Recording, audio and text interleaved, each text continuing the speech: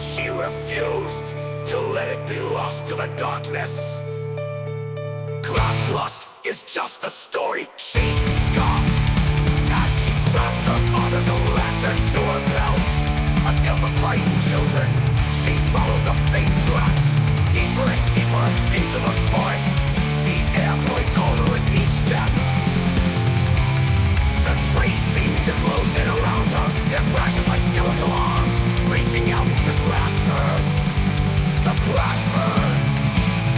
The silence was broken only by the rustling of leaves and the occasional snap of a twig, sound that seemed amplified in the oppressive stillness. Suddenly, a low, guttural sound echoed through the trees, a sound that sends a chill down your spine. The lantern flickered, casting along dancing shadows that twisted and writhed like phantoms. Like phantoms. Then she saw a figure, tall and gaunt, standing in the shadows of a massive oak, his eyes glowing with an eerie pale light were fixed on her. His face was a mask of shadows and bone, his skin stretched out over his skull. Ilala's heart pounded in her chest, but she refused to give in to fear. She raised her lantern, the light casting a defiant circle in the darkness. Who are you? She demanded, her voice trembling slightly. The figure did not answer. It simply stood there, its eyes burning into her soul.